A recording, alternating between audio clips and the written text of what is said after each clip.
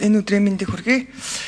За хөдөө аж ахуйн сайдд ямар ч гэсэн одоо шинэ ажлаа аваад одоо маш их хүчтэй ажиллаж байгаад нь бас талархаж байна. Тэгээд таныг ер нь цаашдаа энэ хөдөө аж ахуйн одоо яг энэ хүнс хөдөө аж ахуйн хөнгөн үйлдвэрийн асуудлыг хариуцахдаа ер нь бол одоо малын тоо бус чанарт суурилсан бодлогыг хэрэгжүүлдэг байх. За бэлчээрийн энэ менежментийн асуудлыг энэ даацын 40% одоо орчимд хэтэрсэн байгаа асуудал дээр зохистой түвшинд хүргэх ямар бодлого хэрэгжүүлэхээр онцгойлон анхаараач гэдэг бас захиж хэлэх ийм санал байна. За танилцуулгыг ер нь хийхдээ бид нар одоо өнгөрсөн жил ч гэсэн яг л ийм танилцуулга хийж исэн юм аа. Ер нь бол 2 онтой харьцуулж ядаж хармаар байна. Өнгөрсөн жилдээ хийсэн одоо энэ бэлтгэлийн ажил одоо энэ жилдээ ер нь харьцуулахад сайжирсан юм уу, муудсан юм уу? Яг ямар өөрчлөлтүүд гарсан гэдэг дээр бид нар харьцуулж харж ээж үнэлэлт өгнөлт өгдөг болмоор байгаамаа. За танилцуулган дээр энэ ургамлын одоо ургалт хоцорж байна гэсэн байгаа. Энэ өөрөө тариалтад хэрхэн нөлөөлөх вэ гэдэг асуултыг асууя. Тэгээд ер нь эрслээс ямар сэргийлэх механизмууд бас та бүхэн дэвшүүлж байгаа юм бэ? За хөнгөлтэй зээлийн энэ ашигтай холбоотой сая Бачимэг шүү асуучлаа. Гэхдээ ер нь манай хөдөө аж ахуйн салбар бол төрийн дэмжлэг маш өндөртэй. Хамгийн ер нь баг өндөр төрийн дэмжлэг урамшуул авж байгаа салбар. Энэ үр ашигтай эсхийг нь одоо бид нар яаж үнэлээд байгаа юм бэ? Энэ үнэлгээний холбоотой асуудлыг мэдмээр байна. Ер нь төрийн дэмжлэг ороод идэг. Үр ашигтай гэдгийг нь одоо яг хэмжих үзүүлэлт нь хаана байна гэдгийг бас мэдмээр байна. За хоёрдугаарт энэ бордоо ургамал хамгааллын бодис хэрэгцээ хангагдаагүй гэсэн нэг тоо билээ. Жилд 12-оос 15 мянган тонн байхад 3 аж ахуй нэгж байгууллага 8300 орчим тонныг нийлүүлсэн байгаад байгаа. Тэгэхээр энэ нийлүүлэлт хэрэгцээ хоёрын зөрүү үүсэт байгаа. Энэ зөрүүг яах гэж байгаа юм бэ гэдэг асуултыг асуумаар байна. Ялангуяа хэтэрхий их өндөр нийлүүлэлт хийгдээд яг хэрэгцээ нь яг эрэлтэндээ түшгэлгүй хэрэгцээ нь өөрөө хит өндөр болоод за инээс болоод дараа нь хадгалтаас болоод чанар муудах ийм эрсдлүүд үүсэх юм биш үү? Энэ дээр юу н яг ямар одоо гаргалгаа шийдлүүд хийгдээд явж байгаа. Яагаад ийм зөрүү үүсч вэ гэдэг асуултыг асууя гэж бодож байна. За тэгээд хариулт авъя. Хариулт авч тодруулъя. За 6 номер цайд хариулъя. За Мантхай гишүүний асуултанд хариулъя. Мантхай гишүүн бас энэ хөдөө аж ахуйн салбарын цаашдын хөгжил, хууль эрх зүйн орчин дээр бас маш их анхаарч нийлүүлэлт кадастрын сүлжээрөө бас маш их анхаарч ажилладаг. За энэ хөдөө аж ахуйн салбарын за энэ тайлан дээр ингээд харьцуулт хийн гэдэг нь бол туйлын зөвөө. За одоо яг яамны одоо 2 газрын дарга маань сууж байна. Тэгээ дараагийн тайлан бас нэг харьцуулттай байх нь бол одоо үр дүн гарч байгаа эсхийг дүгнэхэд маш том гарын авлага болно гэж ингэж бас харж байна. За хөдөө аж ахуйн салбарын энэ татаасын асуудлууд байна. Би түрүүнд хэлсэн энэ олон татаас, энэ олон хөнгөлөлт энэ болгон тэгээ хаагур яваад байгаа юм бэ гэдгийг бас маш олон иргэд аж ахуйн нэгжүүд бас их эргэлздэг.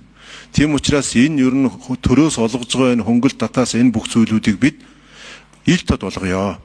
Энийг одоо яамныхаа тэр захим хаяг юмнуудаар сонирхсон хүн болгонд ороод харчих хэмжээнд одоо байлгая. Нөгөө талдаа салбарын онцлог цаг үеийн асуудлуудыг мөн одоо нэг зөвлөгөөн хийж биш. Яг энэ одоо яамныхаа одоо пэйж хуудасаар албан ёсны хуудасаараа ингээд дамжуулдаг. Тэгэхээр их амьд болгоё, нээлттэй болгоё гэж ингэж бодож. Одоо хүлэмжээ яах юм, үрээ яах юм гэхэд бүх юм тодорхой болгоё. Тий гэж ингэж үзэж байгаа. Нөгөө талдаа энэ хөдөө аж ахуйн салбарын энэ татаасын асуудлууд одоо маш их өндөр авж байна. Ямар үр дүн гарч байгаа. Тэгэхээр энэ дээр бол яг бид нар хөдөө аж ахуйн салбарын одоо жишээ нь дөнгөж сая яригдсан энэ 200 тэрбум төгрөгийн одоо татаасын асуудлыг хэдүүлээ ярил л та. Тэгэхэд энэ дээр яг төрөөс өгж байгаа татаас нь бол нэг 15-6 тэрбум төгрөг л байна. Бусдын бол арилжааны банкуд нөөцөөсөө гаргаад тэгээд дээрэс нь эрсдлээ үүрээд явж байгаа. Тэгэхээр энэ дээр бол одоо төр оролцоо тэрэнд үг энд үг юм байхгүй. 200 тэрбум төгрөг ингээд хөнгөлтэй зээл олгосноороо энэ 3 сая 500 мянган хүн хоолтой унттай байх уугүй юу гэдэг энэ асуудлууд одоо шийдэгдэх гол цөм болж байгаа. Төрөөс өгж байгаа татаас 16 тэрбум төгрөг маань өнөөдөр нэг 1500 хүүхдийн томоохон шиг сургууль нэгийг барьж чадахгүй л одоо мөнгө байхгүй. Тэгэхээр хэдүүлээ энэ хөдөө аж ахуйн салбар дээр өгж байгаа энэ татаасны одоо задаргаа зарцуулж байгаа хөрөнгийн асуудал дээр ингээ бас нээлттэй өгж явахгүй бол татвар төлөгчдийн мөнгөөс шууд 200 аваачаад өгсөн юм шиг ийм ойлголт бас зарим талдаа төрөөд байгаа юм бэл.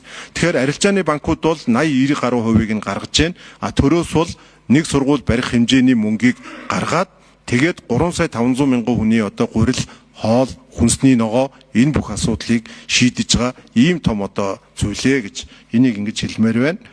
За дараагийнх нь энэ хаврын тариалантай холбоотой бордоо ургамал хамгааллын асуудлууд байна. Тэгээ энэ асуудал дээр манай хөдөө аж ахуйн корпорац бол өөрийнхөө хэмжээнд тодорхой хэмжээнд одоо нөөцөө бүрдүүлээд ингэ явж байгаа. Үүн дээр одоо зөрүү гарах нэ гэж ингэж бас үзэж байгаа учраас аж ахуйн нэгжүүд өөрсдийнхөө хөрөнгө мөнгөөр өөрсдөө зарлаад агаад ингэ оруулчихж.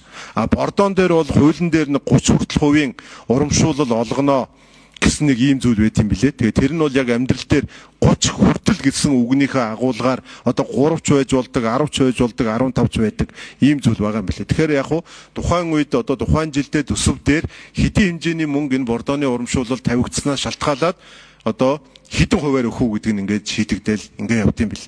Тэгэхээр яг хуу энэ жилийн хувьд бол бас нэлээд анхаарлаа хандуулж байгаа нь энэ ойрогт орнодын энэ нөхцөл байдал бол зөвхөн шатхуун биш. Энэ бордоо олон зүйлүүд дээр бас сөрөг нөлөө үзүүлээд байгаа учраас бид хангалттай оруулж ирэх ийм бодлого барьж сонгон шалгаруулалт гэж би ойлгосон. 3 одоо аж ахуй нэгж оруулж ирэх гэсэн одоо импортын зөвшөөрлөө авсан юм билээ. Тэрнийх нь хүрээнд оруулж ирээд ингээд явж байгаа. Хадгалалт хамгаалалт тал дээр бол одоо ямар ёс журамтай тэрнгээрэл явах хэрэгтэй. За манхагч тодруулъя. За миний хувьд бол одоо нөгөө хөдөө аж ахуй салбарт олгогдож байгаа ер нь энэ төрийн дэмжлэг өөрөө үр дүнгээ өгөх ёстой гэдэг дээр бол одоо хатуу зарчим барьж одоо бас тодорхой түвшинд бас хяналт тавихыг боддог. Тийм учраас би бол одоо байнгын орооны дарагт бас хэлмээр байна, захимаар байна. Ер нь нэг энэ төрийн дэмжлэг сүүлийн одоо 3-5 жилийн хугацаанд яг хичнээн аж ахуй нэгжүүдэд яг ямар одоо дэмжлэгүүдийг өгөөд яг одоо нийлүүлэлтийн хэмжээнд ямар үр дүн гарсан бэ гэдэгт дээр нэг хэдүүлээ сонсгол хиймээр байна. Ер нь энэ дээр нэг одоо хэдүүлээ харах цаг болсон байх гэж бодож байна. За хоёрдугаарт энэ захин дээр тавих мэдээллийг яг хизээ биелэх вэ? Энэ бол одоо бас их зөв санаачлага байна гэж харж байгаа. Гэхдээ хэдүүлээ цаг хугацаатай ярих хэрэгтэй. Хизээ захин дээр тавьж ил тод болох вэ гэдэгт дээр нэг сонсч. Гуравдугаарт ер нь хөдөө аж ахуйн салбарын энэ мэдээлэл бид нар Улаанбаатар хот орон нутаг гэдгээр нь ер нь англи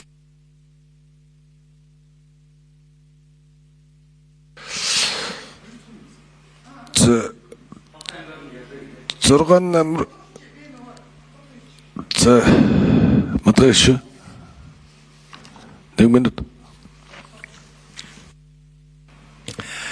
Улаанбаатар орон нутгаар нь хэдүүлээ дата мэдээллүүдэд ангилж хармаар байна.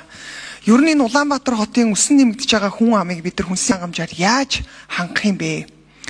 Өнөөдөр одоо жишээлбэл цэцэрлэг сургуулийн үдийн хоолнд зөвхөн нийслэл дээр гэхэд үдийн хоолыг бүрэн дунд ахлах ангийн хүүхдүүдэд хоолоор хангая гэхлээр хөдөө аж ахуйн яамны энэ хүнсний хангамжийн асуудал маш учир дутагдaltaй юм байлээ. Энтэй зэрэгцээд Улаанбаатар хотын энэ нэмэгдэж байгаа хүнсний хангамжид ямар бодлого баримтлах юм? Төвийн бүс болон энэ иргэн тойрон байгаа алслагдсан одоо энэ хотыг тойрсон энэ бүсүүд дээр бид нар хөдөө аж ахуйн ямар үйлдвэрлэл явуулах юм? Энэ бүр тусгайлсан бодлого шаардлагатай байгаад байгаа. Тэгээ ингээд нэгдсэн журмаар ийм яамны бодлого улс орон даяарх тоо баримт биш.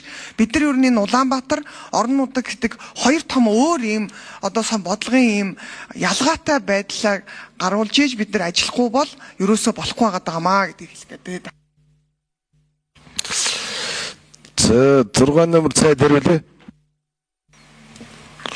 За мантхаа гişүү маш чухал зүйл ярьж байна. Бид ингээ хөдөө аж ахуй гээл ингээл нэг базаал ингээл нэг томор нь яваад байдаг. Гэтэл нөгөө төв суурин газар ялангуяа Улаанбаатар хотын үндэсний хангамжийн асуудлыг доголдуулахгүй байх тийм одоо зүйлийг гаргая гэдэгтээ бол одоо санал нэг байна.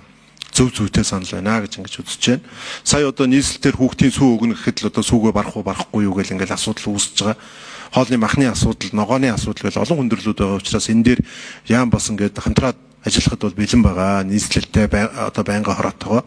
Нөгөө талдаа таны хэлдэг энэ төрөөс өгж байгаа дэмжлэг татаасуудыг одоо бас нэг ил болгоод ямар үр дүн гарах вэ гэдэг гарсан бэ гэдэг дээр бас үнэлэлт өгье гэдэгтээ бас санал нэг байна. За 3 дахь асуудал энэ мэдээллүүдийг ил болгох ажил руу яаралтай орж байгаа. одоо энэ 7 хоногоос ер нь одоо энэ бүх мэдээллүүдийг ил болгож эхэлнэ. Энэ одоо за 1 минут авч. За 6 номер гүйлцэж ярилээ.